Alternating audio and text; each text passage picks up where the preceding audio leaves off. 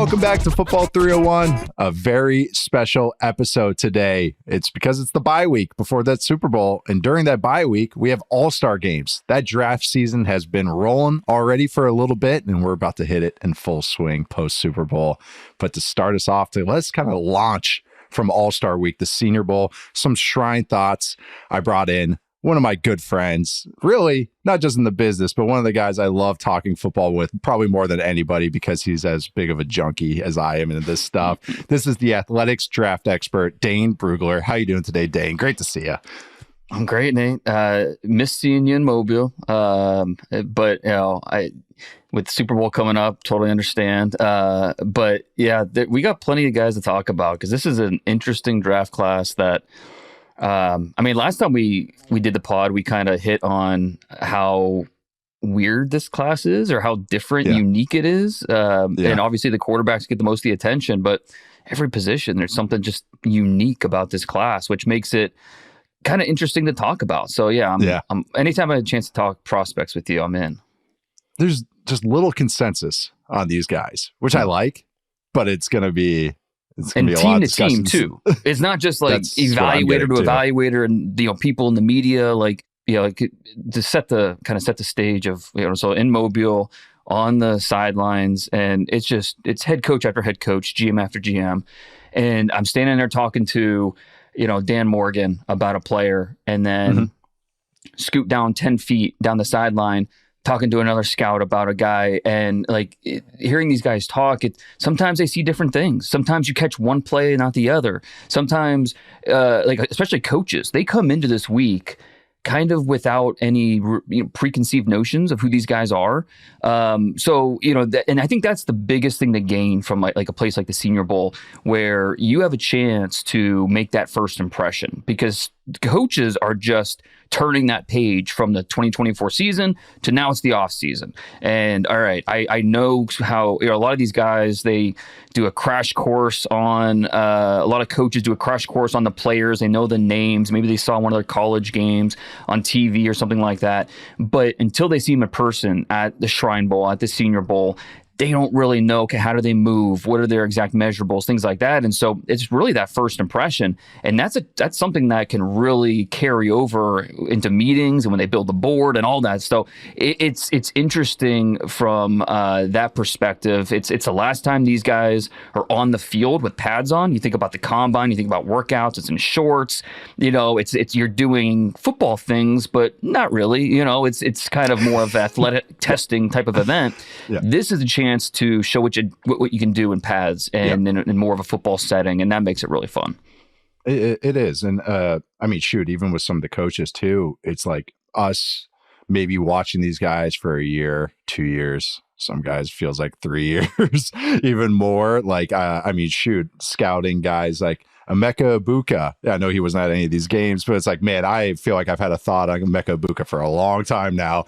But some of these coaches are just like, oh, yeah, I watched the Big Ten championship game. And then that's now they're first exposed to him. And so maybe he's maybe not the best example because a lot of people like him, but maybe a guy that a lot of us have our thought in our mind, okay, we're already kind of set on him. I already watched my 6 games. I've already watched my 4 games. And I'm like, and now these guys are just getting into it, just getting their short list from the scouts and from the personnel staff. And it's kind of fun once you get the kind of new eyeballs on it, good and bad, but it's better to get a lot more eyeball. Yes. Trust me, there's some coaches that I'm always just like, okay, well, we'll put a pin in that. It's the Family Guy joke. Oh, Ringo wrote a song here. We're going to put it on the fridge. Way to go, Ringo. We're very proud of you. But no, I agree with you though, because now I feel pretty good about how many guys I've watched now. And I've now starting to reach out to more people and go hey, what do you think about this guy? What guys do you like? Someone I should keep an eye on. I can't get anyone to agree on anything. I got guys on that's the thing too. It's not just quarterbacks. It's O-line, receiver, corner, edge, D-line, every single position. There's barely any consensus. So let's start off with the kind of the position that grabs the most eyeballs. Maybe not for the best reasons this week. That's the quarterbacks. Dane, there was a kind of an interesting grab bag because this is a wide open draft class. Cam Ward and Shedeur Sanders have kind of been moved up to the forefront, but this kind of QB3, even battling up there. There's some interesting names this week. Jaxson Dart from Ole Miss, Jalen Milroe from Alabama, Riley Leonard from Notre Dame, Dylan Gabriel from Oregon/Oklahoma/UCF. That all kind of showed up this week. But what were some of your thoughts on the quarterbacks? How'd they fare? Anybody stand out? Any disappointments or anything like that? Well, and I was before I went to Mobile, I was in Dallas, in Frisco for the Shrine Bowl, and Shedeur Sanders was there, but he did interviews. He didn't really participate in anything, which is a bummer. Just want a chance to see him throw live. How's the ball come off his hand, that kind of thing. And Cam Ward, obviously, he had the Senior Bowl invite, elected not to attend or participate. So you mentioned that QB3, and it's not going to be consensus where it's Cam Ward, Shedeur Sanders, 1-2 for every team. That's not reality. There's like we kind of have been setting up. There's so many different opinions, and this quarterback class is kind of at the forefront of that. I do think most teams will have Cam Ward as quarterback one. Now, that doesn't mean that all those teams would be willing to draft him top 3, top 5. But Shedeur's, he's a little more polarizing. I think teams think he's good, but are you okay with drafting just a guy that you think is good in the top 10, top 15? Is it a Kenny Pickett situation where, he does a lot of things well. It's just, what's his ceiling? Can he raise the level of our offense? Plenty of mixed opinions on that. And I'm not saying, and I'm leaving my opinion out of it right now. I'm just saying how widespread the opinions are across the league. Yep. And then so we get to quarterback 3, and it's, and I say quarterback 3 again, but it's not like a set thing from team to team. No, but it could be quarterback 2 or even 1, really. Exactly. I know, that's what's crazy. But just for this conversation, I say quarterback 3. Yes. There's a lot of teams that are kind of fighting for quarterbacks fighting for that. And coming into this week, you mentioned Jalen Milroe and Jaxson Dart, 2 guys that I think were the buzziest names of the guys that could really help themselves and cement their status as top 50 guys. I don't think either guy did that. If you knew nothing about these quarterbacks, like absolutely nothing, and you just went to Mobile for a week, you're not leaving the Senior Bowl saying, clearly Milroe and Dart, those are the 2 best quarterbacks there, right? Like, it was obvious. It wasn't obvious. To me, the best quarterback I saw throughout the week was Tyler Shough from Louisville. I think he's absolutely a dark horse candidate to be one of the first 4 quarterbacks drafted. I think the biggest concern people have with him, or the biggest knock, is he's 25 years old. He's a 7th-year senior. Okay, well, yeah, not ideal, but if that's your biggest gripe against him, then I think a lot of teams will live with that.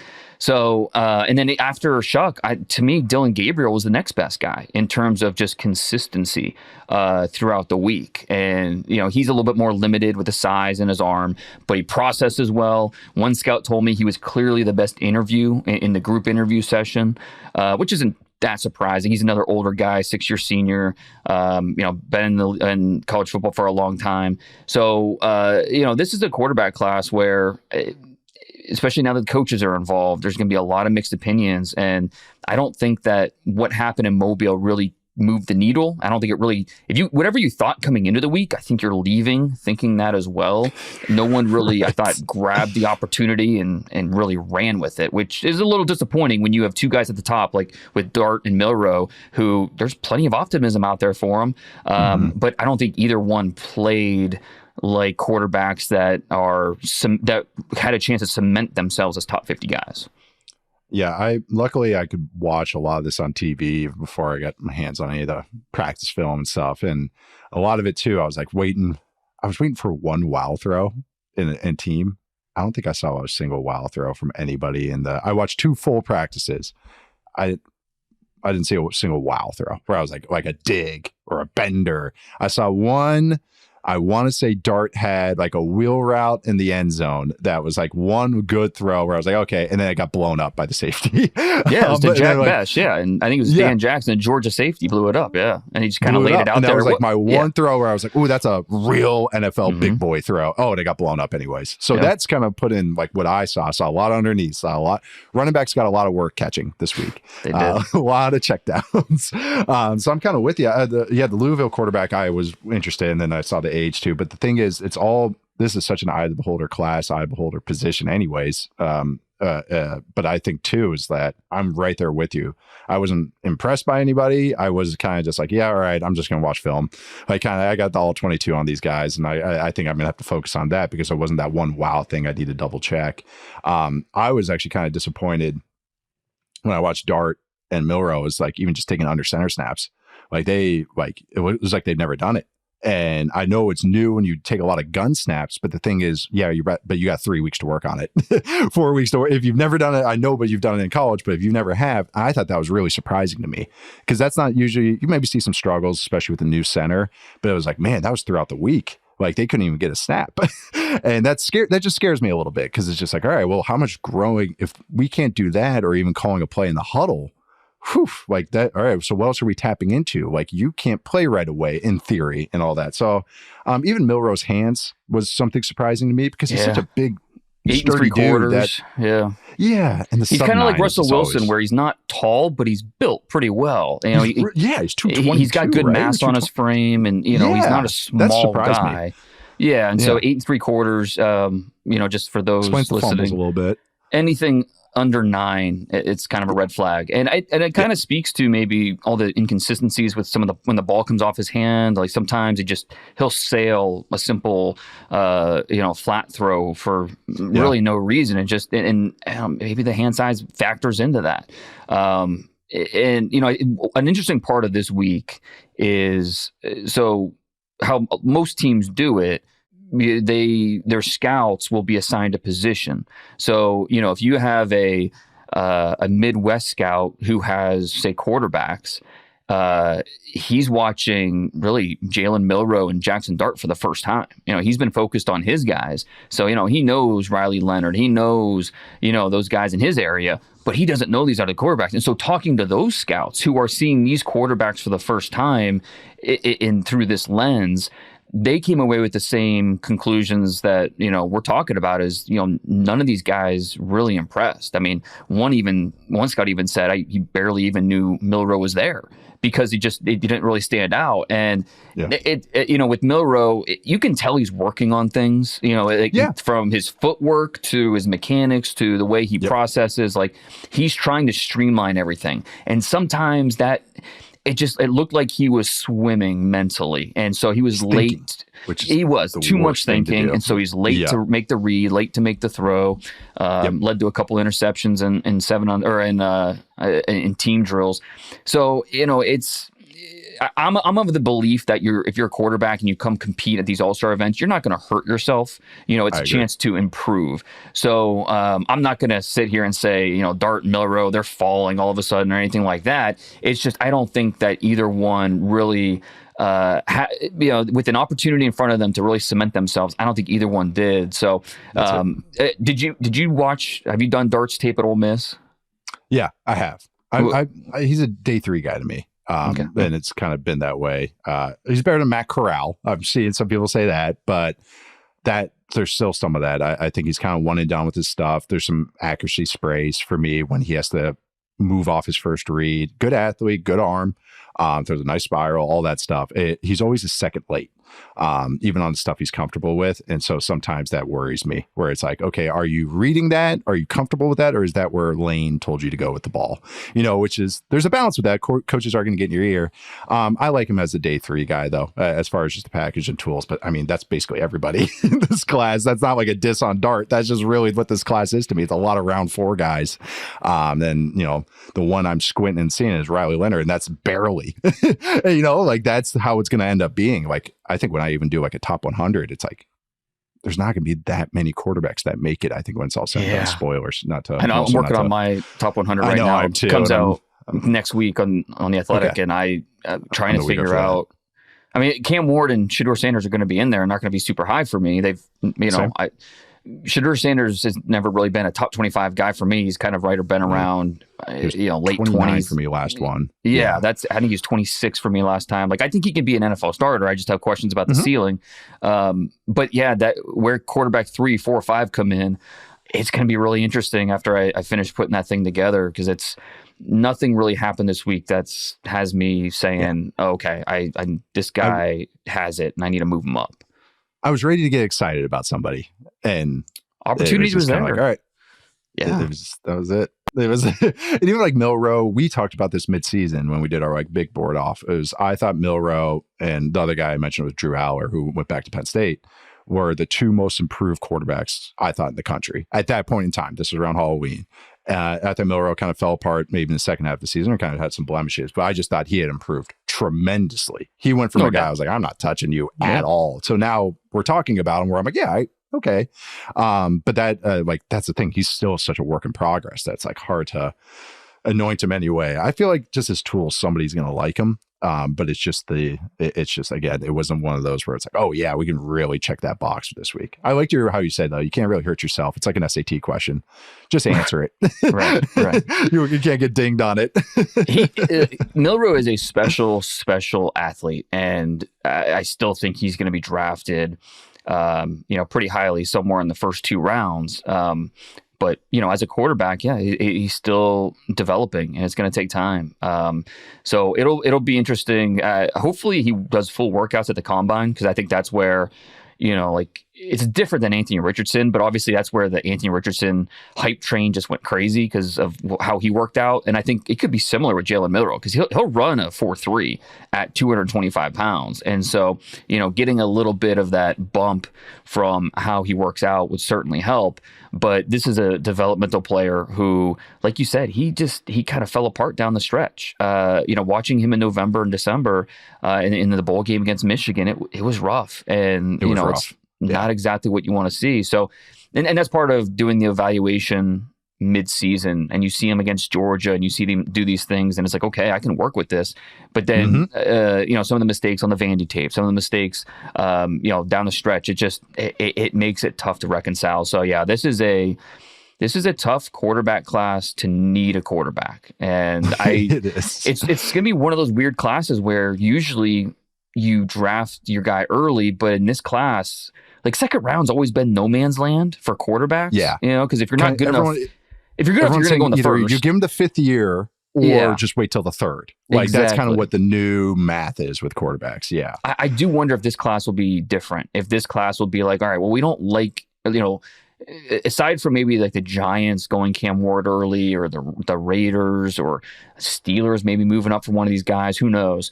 But aside from the top 2 guys, I think a lot of teams are going to look at this and say, hey, you know what? We'll draft Will Campbell here, or we'll get our pass rusher here, and then day 2 we'll look at the Jaxson Darts, the Tyler Shucks, all these other guys, and if we can develop him and he turns out to be something, great. If he doesn't, it was a swing and a miss. That's fine, but we can still draft one in the first round next year. So I think there'll be plenty of, now a team like the Giants, Joe Shane, does he have that type of time to do that? Not necessarily, but that's what this draft class is giving us. Yeah.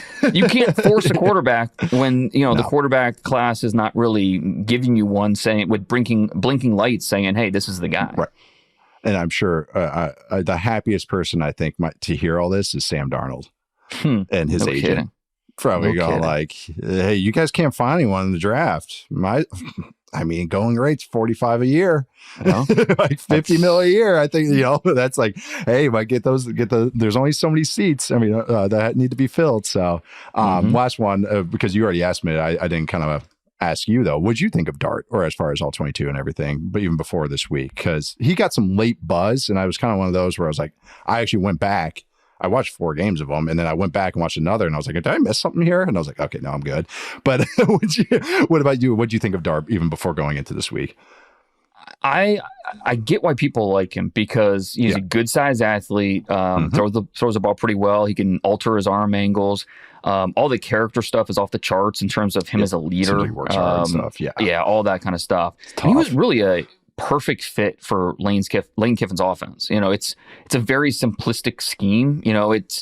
But in terms of the evaluation, it leaves scouts wondering about really the post-snap decision-making process, right? So how is he going to respond when the reads aren't as structured? You just don't see a lot of full field progressions on his film. And the other part of it is his tendency to drop his eyes at the smallest hint of pressure. He's a really good athlete. Designed runs are part of that offense, and with he had more between more the tackles. He can get the edge. He had more runs of 20+ yards than Lincoln Riley did this year. Like he has some wheels where he can make things happen, but he leans on it a little too much, and he'll bail from perfectly good pockets instead of being a little more patient with his reads. It's a little bit. It's a projection. It's not saying he can't go to the NFL and develop. That's why I don't want to damn him. Right, exactly. Yeah. But it does take a leap of faith. It does. Yes. Okay, you have to kind of connect the dots when it's not on the film. So that projection is a big part of it. And so I can understand why a team would roll that dice on day 2, second round. I get it. It's a big risk to take that I think most teams would not be willing to take. It's more of a project than people would think. It's just just kind of how you look at them narratively. But that's how I kind of have looked at them. And even there's some USC still in my brain from his USC days. And it's like some of it's not all the way out of there, like I'm like, oh, I remember that. I remember that extra hitch, like it's kind of, and that's hard. It's like, is this, Cheetah doesn't change its spots or whatever. Thomas Dimitroff used to always say that, and he would always mess it up. And so that is in my head always whenever I say that idiom, like a leopard never changes spots. He would always mess it up. So now I don't ever know what to say. So sorry, but that's kind of how I look. Scout speak right there. Oh, I know. Just, all of them are a bunch of Biff Tannins. Just messing up metaphors and idioms. That's great. Right. No, but I think this is just such a fun class to at least parse through. I like talking to everybody. I think last year it kind of got it got really interesting, but it was like, all right, it's pretty easy to say, oh yeah, Jane Daniels and Caleb Williams and Drake May are good. I would take them in the top 15. Yeah, this is a little bit more interesting. It's like, how high would you take him? I like Riley Leonard, as everyone knows that's ever listened to me. But that's the thing is how high would I take him? 50? 55? Even I'm not going oh yeah, take him 28. No, that's the thing. It's it's sliding scales with this class. All right, we're going to take our first quick break, and then we're going to come back with the other positions, other Senior Bowl standouts from this week in Mobile. All right, we are back. Now we're going to get to some other standouts from Mobile. Some tight ends had some good weeks, particularly one from Miami, another one from LSU, who actually has ties to Miami, funnily enough. But Dane, well, who were those tight ends? Maybe I'm just putting words in your mouth, but we'll start with the tight ends. Who are some of the standouts that maybe on the offensive side of the ball, maybe starting with tight ends as I point you in that direction? Perfect setup. And tight ends, if you're going to name the top 3 positions this year in this year's draft class, just in terms of overall depth and strength, tight ends, running backs, defensive line, those 3 positions. And that tight end, we saw it in Mobile with the guys that they had there. No Tyler Warren from Penn State, no Colson Loveland from Michigan, but my tight end 3 and 4 were there. That's Mason Taylor from LSU, Elijah Arroyo from Miami. Arroyo, I think he really impressed a lot of people with just how he moves. He is so fluid. He's fast. Really stuff that he put all over the tape. And he's not the most, in terms of track record or resume, it's not that impressive. He has 46 career catches, and most of those came this past year. But he dealt with a knee injury that kind of spanned 22 and then into his 2023 season. But he is so loose and he catches everything. He's a really natural hands catcher.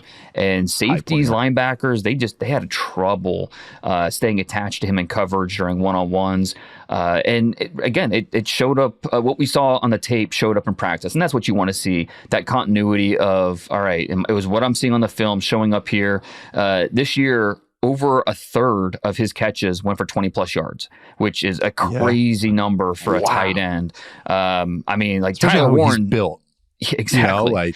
Because you would think he's just a jump ball tackle kind of guy, so that's really impressive. Yeah, and you see pacing with his routes, 1-cut, 2-cut routes, the way he gets in and out of his breaks, and he's immediately looking for the ball, snatches the ball really well. He competes as a blocker. I don't think that's, obviously you're drafting him for what he does in the passing game, but he competes as a blocker. He's not a zero in that respect. So there's plenty to like about Arroyo, and I think he's think he's knocking on the first round. I mean, he was already him and Mason Taylor were both kind of tucked into that top 50. And now it's like, all right, if someone takes him at 32, am I going to be that surprised? No, not really. This looks like he's an easy starter grade. I think I have 4 starter grades at tight end. Those 4 guys I just mentioned, Arroyo being one of them. And so it's an easy starter grade. So if he ends up going 32, I wouldn't be surprised at all. Mason Taylor, same thing. He wasn't maybe as flashy as Arroyo was, but again, he got open and he caught everything, just like he did at LSU. Was in college. Yeah. He was as useful, reliable. As useful as you can get for a tight end. That's exactly what he does. He's reliable. He as a blocker, he executes his assignments, especially in screen game, things like that. So yeah, tight end is loaded this year in terms of depth, and those 2 guys, I'd be surprised if they're not 2 of the first 4 drafted. Yeah. What was Arroyo's arm length? I was trying to pull it up as you were talking, but I couldn't remember. I think it was 33. Oh, right. 33. Okay. I believe. Because what's cool with him, he's 251. He weighed in at 33 and an 8. Okay. Yeah. So I still think he has a frame to add another 5-10 pounds, which is pretty crazy, which makes you project a little bit to inline, which is then you get real value out of these guys. That's why Warren is so exciting to me. It's he's getting some Kittle comparisons, which is I would never compare a tight end to Kittle, but it's one of those where I'm okay, I get what you guys are getting at, staying in line and how explosive he is. But these guys, even Taylor, LSU likes to have I watch so much LSU this year, likes to have their tight end off the ball. And I always thought, sometimes you do that to hide guys and everything, but like you said, he's useful. He gets the job done. And it's not just a shield blocker. He's actually uses his length. He can move some guys. Yes, they are college football outside linebackers / safety types, but he is doing it, which is better than some other guys who don't even get asked to do it. So I'm excited about both of these guys. Settle burst as a stock blocker on the perimeter. Yeah. It really, really impressive.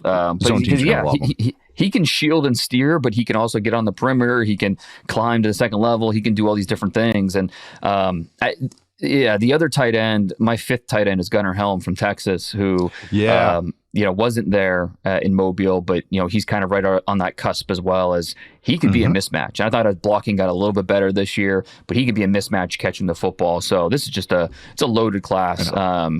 Harold Fannin from how did Fannin do? Actually, I only saw some stuff. Yeah, he's so interesting. He's such a unique prospect because I'm trying to. He is awkwardly athletic, which sounds like an oxymoron, but it's his feet are, it's kind of duck-footed, so his feet are out like this. Yep.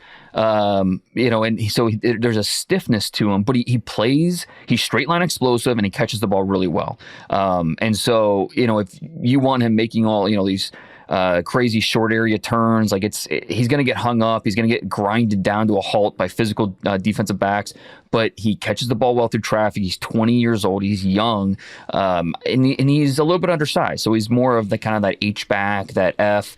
So it'll be interesting to see where he ends up getting drafted. It'll be on day 2. It's just a matter of, is it going to be second round, third round? He's not going to be a fit for what everyone's looking for. I like him. I've kind of, my theory on him now is I like him best with a Shanahan team that uses kind of a use check, Alec Ingold type, right. Or and Kevin O'Connell uses CJ Ham, that Swiss Army knife, do everything. I don't know how he interviewed and everything, because that takes a lot of mental and football IQ to handle all that. So that's one thing I don't know, but I do think that is where I'm maybe seeing him, as kind of that Swiss Army knife, can line up in the backfield, line up off ball, line up outside sometimes on some looks, and just kind of do a little bit of everything, where he's a nice role player, as opposed to the guy that led the country in receiving yards and everything that he was this year. I know at Bowling Green, that's kind of what he was all over the place. I mean, he would everywhere. Be inline, wing, slot, gadget plays. Yeah, a quarter of his snaps were on the outside as a traditional wide receiver. So at Bowling Green, that pro spread offense they ran, the tight ends are weapons, and so they really used him. And it's interesting because he played a little bit of wide receiver in high school, but he was mostly a safety. That was kind of what he did in high school. So Bowling Green kind of sold him on, hey, with your size, we think you'd be a great fit at tight end. Let's make this happen. He bought into it, and it had some flashes last year, and then this year, of course, he just went off. Literally led the country in plays of 20+ yards, which is. Malik Neighbors did that last year. You don't really see that from tight ends. And what you love about Fannin too is it's not just him beating up on MAC competition. Watch his A&M tape. Watch his Penn State tape. He's going over 100 yards. He's making plays. He's making guys miss. So, he's just a really unique player. It's a very unconventional prospect that he makes it work, and how he is used at the next level, I think different teams might have different visions for how he's going to fit best. For anyone kind of listening, if you haven't watched Fannin, like think of like a basketball player that plays power forward or center and is like 6'4". Like, like that is like my comparison for like Fannin playing tight end. It's like he's just this one of one thing, and it's like really hard to figure him out. But like, the thing is, I like him. Like, you don't produce that much without doing stuff, but it's still the duck footedness. Ever since you said it, like he runs like a duck. It's kind of like, yeah, he does. And because usually I don't even know if this is still a scouting adage, was pigeon-toed was usually a better athlete. Like a guy that's pigeon-toed, right? Is like, because like LeBron James is pigeon-toed. I think Deion Sanders is pigeon-toed. Like, they said like maybe a better athlete's pigeon-toed as opposed to duck foot. But that might be some boomer scouting adages that I'm remembering from as a kid. It doesn't come up much anymore. You're right. It doesn't. But I used to remember that. I remember some old scouts talking about pigeon-toed. They would look for guys being pigeon-toed. I remember that. Scott Studwell from the Vikings. Shout out. Always. Do you know Stud? I don't cut off know. shirts no matter what. Okay, yeah, class. So the Red McCombs and the Vikings were so cheap when my dad became the head coach, they didn't hire a GM. So what they did is they made it like a triumvirate.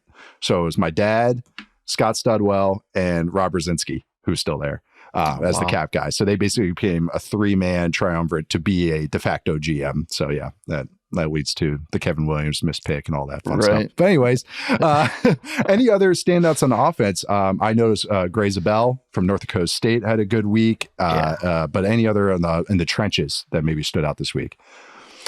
Zabel was the best. He was already he was already a top 50 guy. I mean, in my top 50 back in, I don't know, around Halloween, mid-season, he was in the 40s. Like, he was already in that top 50 conversation. I think now he's another guy who's knocking on the first round. I mean, he is the way he played, and my whole thing with him the whole time has been he might be the best center in this class. Part of that is he's not a tackle in the NFL. Part of it is this is not a good center class, and so a team is going to be desperate to find one. And he played a lot of center this week, played center and guard, and he was completely dominant. I mean, it's grip strength, it's base strength, it's quickness, it's staying square, it's the ability to finish, and it's Never the ability to. That's so good. It's the ability to get yourself out of compromised positions. And I had so when I was in Dallas, I stopped by and saw Duke Manyweather at Offensive Line Masterminds, and saw a couple of those guys work out, Will Campbell and Membu and Rutledge was there. Tyler Booker was there. A lot of good players in this draft. And talking to Duke about this class, a lot of Will Campbell thoughts. It was good stuff. I'll share them with you. But talking about just how playing offensive line really comes down to you're going to get in compromised positions, but it's getting yourself out of it. I mean, the best offensive linemen in the NFL, you watch them play, they get themselves into compromised positions. It's just because you're playing defense as an offensive lineman, you're going to be in a compromised position. It's all about, can you recover? Can you get out of it? The best offensive linemen, that's what they do. And that's something that Gray Zabel does consistently, where he's able to get himself out of those compromised positions, and he does it in different ways. And so big fan of him coming in, even more so now with the way he performed. Did not look out of place going up against maybe some better competition than he's seen the last few years at FCS. No, I liked him. I watched that Colorado film right away from the first month of the season. I was like, oh, he held his own. I don't think he even had a bad rep. Like, then that's anecdotally, but I don't think he did. I don't think he let up anything. There's no leakiness, nothing. That's like, I know Colorado's defense isn't end all be all, but it was still like, hey, the fact that he handled himself against better athletes, and it was nothing at left tackle or on the outside. I'm glad you brought up that with the offensive lineman stuff. I think a lot of people, and shoot, I've been around scouts that think this sometimes with linemen. It's like, well, where's the pancakes? Like, where's the finish? I want the grit. I want the, I want the guy finishing and burying his in. Like, I want the blind side blocking my. And it's like, really, it's more like good line play is kind of boring. It's kind of just, can you stay on nothing if you don't notice anything, that means the offensive lineman had a great day. That means he did his job. And I think that's sometimes, kind of get washed. And sometimes you want to see some stuff, but it's like, that's the thing, is how many losses does he have? And when I'm watching him, it's like, not a lot. So I'm glad he brought that all up. And everybody recovers differently. Some guys, it's hand placement. Some guys, it's foot quickness. Some guys, it's bend. Some guys, if you're at tackle, I've seen some really good tackles that lose all the time, but they're so long that they're able to just wash a guy around. And it doesn't even matter. But like, everybody recovers in their own way. So I'm so glad you brought that up. Any other offensive line standouts? I saw that there's some guys that kind of sat out. Our guy from Mizzou, Mbao. There's some injuries. He got sick. This offensive line class, it's real. He got okay. Yeah, he got to Mobile. He weighed in and everything. Sunday night, he got a bad stomach bug, and I mean, to the point where he had to go get IVs. Like, it was bad. And so I was told he wanted to go compete, and his agents kind of said, no, like, you're not, you're just not in the right place to be doing that right now. So yeah, I agree, because coming into the week, Membu was my number 1 ranked player at the Senior Bowl this year, just ahead of Shamar Stewart, the defensive freak from A&M. And so the chance to see those two guys face off, I was looking forward to that. But unfortunately, yeah, we didn't get to see it. Do you see him as a tackle or a guard, Membu? I'm picking your brain right now. I mean, he looks like, if you just look at him on paper, he looks like a guard, right? I mean, he's 6'3" and 3/4, 330 plus pounds. But then the tape says he's a tackle all day. Yes. So, when I was at O-Line Masterminds, watching him work out and talking with Duke, and he was telling me how they're working on, because he thinks he's a tackle. There's nothing about his game that says he can't play tackle. But they were working on, at the top of his rush, just figuring, having a better anchor and finishing and all these little things. But I mean, it's not like we're talking about, he didn't play in the Mountain West. He played in the SEC, and he's 20 years old, and he played at a high level. And so it's kind of like the Will Campbell conversation. Show me the tape that says he can't play left tackle. I mean, yeah, okay, you can find 2 or 3 reps where maybe, Landon Jackson had some success against him. But like, there's going to be reps where he fails. Okay, but show me the couple hundred other reps where he doesn't. Like, there's just, until he shows me he can't play. Like, if Will Campbell goes to the combine and has 32.5-inch arms, all right, we need to have a hard conversation about it. But if he comes in at 33 or above, I'm keeping him at tackle, because that's where the tape says he can play. And the same thing with Membu. That's how I'm with Campbell. It's like, I keep trying to see, I'll bump him the guard or anything, but I'm like, but he's hanging, not just holding his own at left tackle. He's like, it's just good rep after good rep after good rep. And he's so smart. That's what I can't get over with Campbell. It's like, I get, maybe some people are like, oh, maybe he could be a center. It's like, I get that, because his football IQ to me seems off the charts, because I see him calling out blitzes. I love Campbell, as you know, and I think you love Campbell too. Yes. He's the best offensive lineman in the draft. Yep. And I'm right there with you. And I think it's pretty easy at this point. There's some more interesting guys have cropped up, but I think when I'm watching him, I posted it because I was like, how did he do against Stewart? Because I remember watching that game, and I was like, all right, I'm going to go back. And I thought he won almost all reps. I think he lost maybe 1 rep in that game against Stewart. But in that game, he's going, the quarterback, of course, Garrett Nussmeier, he's like helping him. He's like, hey, we should be sliding this way. Like, we should be sliding left here. And Nuss is like looking at him. They're talking on the road at Texas A&M in college, which also speaks to both of these guys. And they're figuring it out. But it's not the center going, we should be sliding left. It's the left tackle telling the offensive line and the quarterback, we should be sliding over this way. And I was like, you don't see that ever. Like, so that's why it's just everything. The whole package with him, I'm falling in love with. But anyways, Mbao, I'm really interested in too. I keep mocking him to the 49ers. That's kind of been like my, I just keep having him go there. Like, it just makes sense in my brain, because it's what tackle, guard, doesn't matter. Yeah. I've done 2 mock drafts so far, and that's where I had him in my last one. Yeah, it makes sense. People didn't I had him over over Banks, but then now everyone's kind of going like, oh, Banks is going into 20s now. Like, apparently that's the consensus now. That's been the case since the summer. Right? And Banks is, and I don't want to sound like I like Banks. Yeah, coming down hard on Banks. He's a fine player, good player. It's just I think he was kind of, pushed up a little bit too far with, he's a top 5 guy, top 7 guy. I don't know, just didn't see it. 5-star recruit, left tackle since day one at Texas. It's gonna happen. And he's good. He's not a bad player at all. He is good. It's just I love him at guard. But yes, not exactly. I think he's a guard as well, and it's less to do about arm length. It has less to do. It's just about play style and where he wins and build. I mean, he's not the strongest guy, and that worries me a little bit about moving inside to guard. But I think that he's going to be a quality offensive lineman. There's no doubt. But baby. I mean, going back to the Senior Bowl, it wasn't. I know we're just going top of the lineman draft. It's perfect. Are we still recording? Yeah. Okay. We could just talk for hours and. Just hit record. I know. I'm asking you about so how they look in their training right now? right. Well, with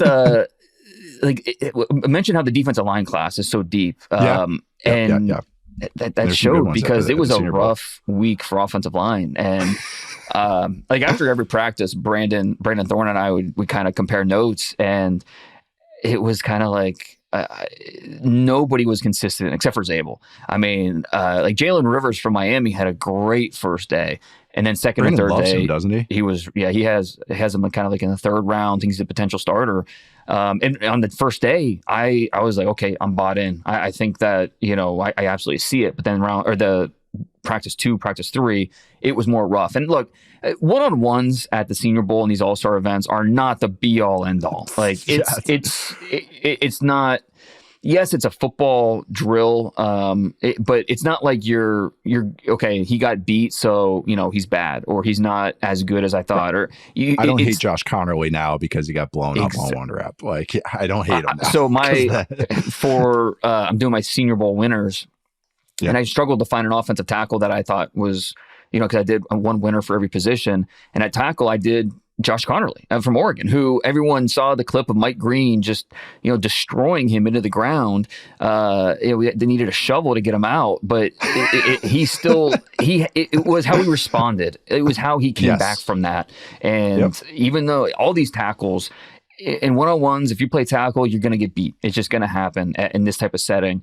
But I thought it was the way he responded, the way he battled back. I thought Connerly didn't have a great week, but he had a good week, and I thought he acquitted himself fairly well. So, offensive line as a whole, it was just a little bit rough. And part of that is because the defensive line talent was just so good down here. It's they talked about when they were making XFL 2.0, Justice Mosqueda, our friend, was talking about this, that they had kind of a rule that you don't want the defensive lines to be too good in this league because you can't find any O-line talent. So, and so you don't want, if you want points, you got to kind of limit how good these D lines get, good these pass rushes get. But it always feels kind of like this sometimes. Yeah, you got to do something. That's true. No, but I know Connerly, I thought his tape has really improved this year. I had my eyes on him this summer, but that's why I was kind of like, everyone was going nuts about that rep. And I was like, well, this isn't really his game anyways, because play strength is probably his biggest blemish, which he had improved upon. But it was like, that in hands, right? When his hands aren't on time and he exposes his chest, he really struggles. But it's all about the feet with him. It's all about his ability to recover and kind of regain his balance, get in position. Right. Yeah. So I agree. And he's a young player, but I think he's going to be just fine. He's in that first round conversation. Good chance. Marshall Newhouse that he reminded me of him. That's Connerly, just the feet. Because Marshall always had those really typewriter feet and everything. So, I mean, that as a compliment. Oh, no, for sure. So, just those really quick feet and long arms. Mike Green, though, he had a good week outside of the highlight rep. I know people are going, that was kind of your guy that you anointed on your big board mid-season. And he's probably, now he's getting a little bit of hype. Did he have a good week outside of that one highlight play? Yeah, he did. I mean, he's Marshall, by the way. Yes, I think people. It's when I see the criticism about his size, I don't know. I think people are missing That's not the how he's gonna make his money. No, he plays so violent. He plays so aggressive, and it shows up against the run. It shows up in his pass rush.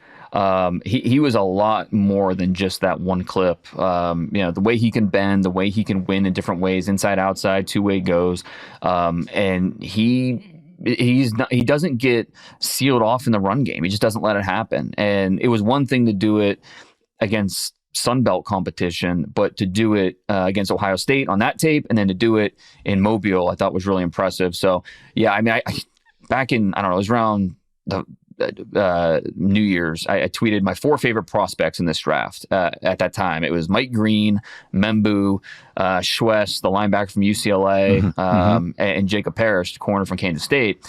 And I feel like, I don't know, like I was going to have those guys higher than pretty much everybody. Now the Mike Green hype train is kind of left the tracks, but I get it, because again, I understand why people love him so much. Is because he's such a fun player. He plays so aggressive, and I was thinking about, you think about, I was doing an interview with the Jets and talking about who they might be looking at 7, and I was, man, Aaron Glenn. Like think about this type of defense he wants, and the type of dogs he wants on his defense. I was like, shoot, Mike Green would be perfect there. But would you take him at 7? Then I think, okay, where'd he come from? Detroit, where they don't care where anybody else has these guys on their board. We think he's one of the best players in the draft. We know how he can impact. That's how you end up with Jahmyr Gibbs and everything they did in that draft. And so I don't know. Shoot, if he went 7 to the Jets, Mike Green, I don't know. I wouldn't be shocked if that happened, because he fits what they want to be, and he's just a dang good player. It's funny you say that, because in my head, I had him as a Lion because of how aggressive he is, or a Commander with Dan Quinn, because of just ears pinned back, go. Hey, wreck the play, and we'll deal with the damage later. But like, you can work with that, and he has the talent to kind of do it. So no, that's a great point about, like, also the other picks of that Lions draft. Everyone focused on Jahmyr Gibbs, and then even like Jack Campbell, who, like, the first year, he really came into his own this year. You know how hard it is to find 3 down linebackers in the NFL? It's incredibly hard. And so that's why, even at that time, I was like, I understand the investment, like, to try and find a 3 down linebacker. It's not the worst guy to go after. And then Sam Laporta and Brian Branch, I don't think they've regretted any of those moves. So no, that's a great point. And that's what this draft is, though. Like, if you like a guy, freaking go for him. Who cares about value? Especially in this class. Like, absolutely. Like, so wide open. And like, how many true blue chips are there this year? I mean, I think, Abdul Carter, Travis Hunter, those 2 guys. Yep. And then maybe you can talk, like, I like Mason Graham. Genty, and then that's a running back. Exactly. So you're not going to draft a running back in the top 3, most likely. I mean, unless you think he's Saquon, which I don't. I love Genty, but I don't think anybody thinks he's Saquon necessarily. But like, I love Mason Graham as a player, but he's not Quinnen Williams. And so, like, there's a good chance he still ends up going top 5. But I don't think, if you think you're getting a Quinnen Williams type, I think you might be a little bit disappointed. He's just a little bit different than that. So yeah, I think once you get outside the top 5, I wouldn't be shocked at any order of these guys come off the board, starting at like 6 through 20. And then between 20 and 50, it's the same thing, where you could have those guys. Those guys are going to be ranked all different ways by teams. And so this is going to be a really fun draft. Like, it's going to be hell for mock drafts, but it's going to be a lot of fun on draft weekend when these picks start flying off the board and we figure out, kind of how it's going to go. And I think it's going to be fun for teams too, because they're like, oh wow, he went here. Okay, well, that means this. So in both from a fan perspective, from those of us covering it, to the teams, it's just going to be a fun draft. It really is. All right, I know. It's going to be one of those two where it's like the runs on positions are going to be really funny, because somebody will go too high and then the other teams panic, and then then that one position goes. So it's going to be really fun to track. We're going to take our last break, and we'll be right back with some more stuff with Dane. All right, we are back to round up some more All-Star Game talk. Dane, we touched on some of the defensive players. Any more on that side of the ball that stood out this week in Mobile? Well, I mean, yeah, stick on the defensive line like we've been talking about. It's such a loaded group. Shamar Stewart from Texas A&M. I think that there's a good chance he's the first Senior Bowl player drafted. He's just a freaky dude for, that size, 280 pounds, to have the burst and just the quickness that he does. And people are going to point to the lack of production, which is valid. He had 4.5 career sacks, never had more than a sack and a half in a season, which is crazy. Crazy.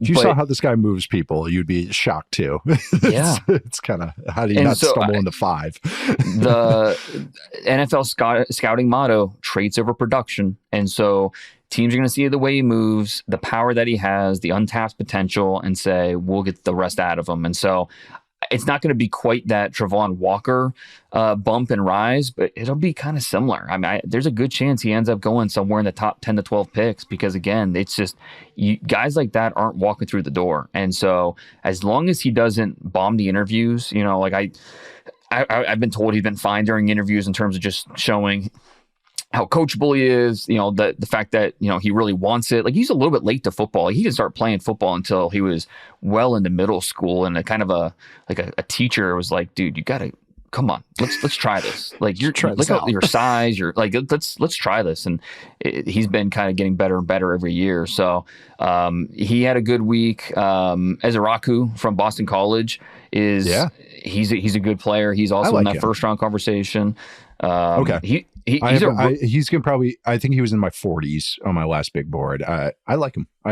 Tough. And for a guy that's not. Passer. He doesn't necessarily physically impress you in terms of pure size, but he's so long. And right? Yeah. I mean, he's only 6'2". Was he? Officially, I thought he hit 6'3". Did he hit 6'3"? I know. I should have had these up right in front of me. No, you're right. 6'2" and a quarter. 6'2" and a quarter. 248. But 34.5-inch arms. Again, like that's too.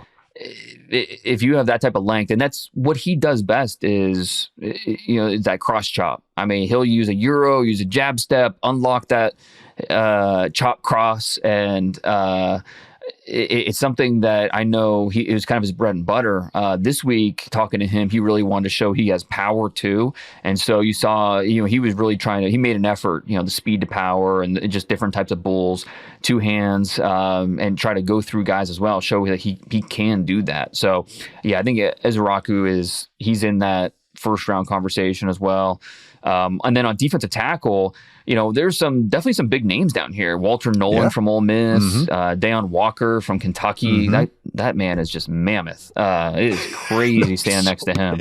And he's so lean in his lower body, like it's all kind of concentrated in his like kind of midsection and above. It's just an interesting body type. I think he's already unique, and I think just the way his weight is distributed makes him even more unique. TJ Sanders from South Carolina, good player.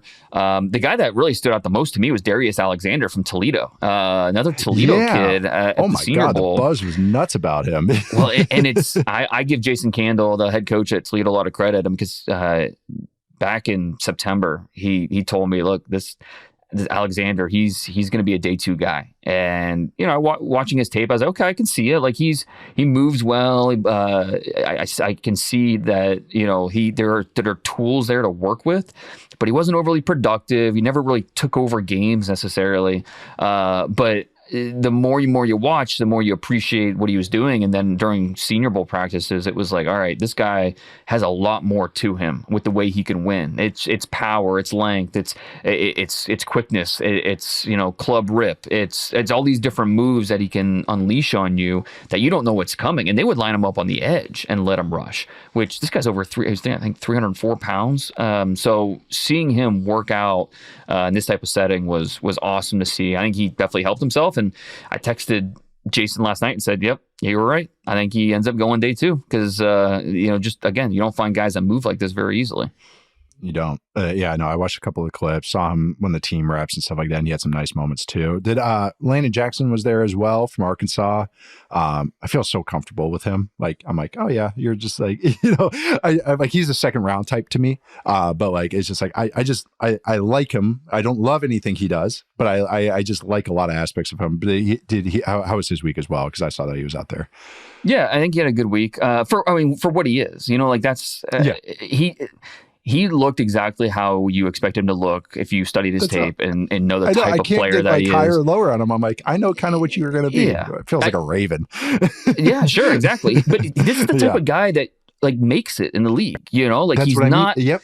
He's not super fluid. It's a different type of pass rushing skill set, but it's the raw power. It's the strength in his hands, the consistent effort. Like those guys end up making it, and they just play a long time in the league. And so even though he's not going to be maybe the flashiest, because he plays with tall pads. He's got some stiffness, but he's going to be an effective player for a long time. He's so like his arms are long, but it's his wingspan because his shoulders are so wide. It's kind of like that the Rock when he was like 20 years old, and his shoulders just looked how wide they were before we put on all that muscle. It's kind of how Landon Jackson is, the way he's built. He's a big boy.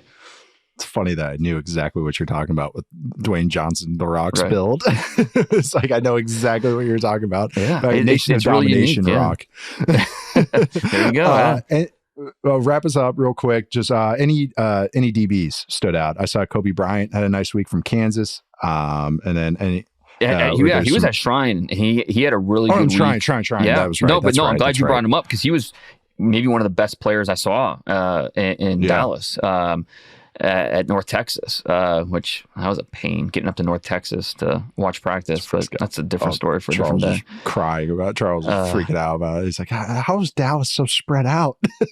I lived there for 10 years, and it was on one hand, it was good because there's so many people that live there and all that. But the next, something like this, last year was at the Star and it was great being in Frisco, but now having to go all the way up to North Texas, a lot of scouts were unhappy about that. But Kobe Bryant had a good week. He had a really good week. Really, I mean, flags were thrown because he is so feisty and aggressive and grabby, but you know what?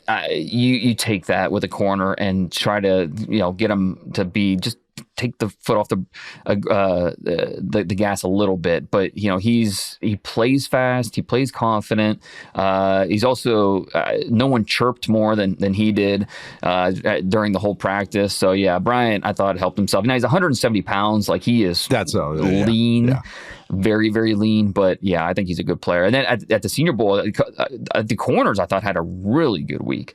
Quincy Riley from Louisville looked great. He consistently, and I'm always encouraged by when I talk to receivers and they mention the corners that who was the best guy you went up against this week, and the first guy you mention, Quincy Riley, or like that gives me a good idea of what I'm seeing is what you saw or what you experienced. Felt. Yes, exactly. Yeah. And look, corner's hard to play at these positions because of, again, we talked about it with offensive line going up against the defensive line. It's the same thing for corners. It's just a tough ask when you have the whole field to work with. But Riley, I thought, did himself some favors with the way he played. Upton Stout, Western Kentucky, the nickelback, small, but man, he just stayed attached to routes up and down the field. The Florida State kid, Thomas, he was already, like in my mock draft a couple weeks ago, I think he was like at 45 or something. So he was already in that top 50 mix. He might go first round. Guys that are athletic, long, good guys, good character players, like especially at corner, they don't last that long. And so I won't be surprised if Thomas ends up going in the first round. But overall, I thought the corners did themselves. They looked good. They helped themselves in the eyes of scouts with the way they played, because it was a really good wide receiver group. I'm a big fan of Tez Johnson from Oregon, who. Yeah. Gee, we didn't talk about receivers, did we? Tez Johnson, he is. Like, you think about how small Tank Dell was. Tez Johnson's like 10 pounds less than that. I mean, he is a lean my ears dude. Are turning off. But it's gonna be hard. Though. I really like him. I do. He's so corners can't get their hands on him, so it doesn't matter. Like, they can't press him, they can't get their hands on him down the field, they can't affect his catch point because he's just so quick and fast that he runs away from them. And so I have to kind of train myself not to overcorrect for not having Tank Dell high enough, and so Tez Johnson, he had a good week. Jalen, both Iowa State guys, which not a really surprise, they're already day 2 guys coming in, but Jalen Noel, he arguably had the best week of any receiver here. I thought Jack Besh from TCU had a really good week, caught everything. That's the one that stood out to me. Yeah. I mean, we'll see how he tests, but I think he plays really well through contact, and he is a good player. Reps. from my eye. Again, when the quarterbacks could get it to him. Yeah. He was the one that in the team reps showed up because, like you just said, he catches through contact and stuff. And I noticed that a couple times with his. Yeah, he did it consistently. So I thought both receivers and corners, it was some fun matchups. And I think there are several players on both sides that helped themselves. Oh, Dane, thank you. Thank you for doing this. My pleasure, man. Yeah, no, this was so much fun talking ball. I knew when that middle section that was supposed to be about one position, all of a sudden we were talking about 5. I was like, yep, me and Dane are talking about prospects again. I was like, yeah, whatever. No, this is so great. Thank you so much for joining me. Make sure you guys all check out Dane's great work. It's his Super Bowl for the next 4 months. As Super Bowl week happens next week, make sure you check out The Beast, which will be coming out right before the draft. I know Dane is probably hard at work on that behemoth. But Dane, thank you so much for joining me. This was so much fun. Anytime, man. Yeah, absolutely. So thank you again for everyone listening. We're closing out today. We'll be back Monday in New Orleans with the whole crew. 3-man weave. Gonna be a ton of fun on Radio Row. I'm Nate Tice. You can find me at Nate_Tice. That's Dane Brugler. You can find him at DP Brugler on social media. Also, mailbag questions. We're going to try to get to a couple maybe next week, maybe after that. But send those in. Football301 mailbag at yahoosports.com. Emails are great. Or you can leave us a review on Apple Podcasts, 5 stars preferably. Subscribe to us, follow us, rate us, like I said. Watch us on YouTube, Yahoo Sports YouTube channel. Thanks to Madison Stone behind the scenes. Thank you all for listening. Enjoy your weekend. See you guys next time.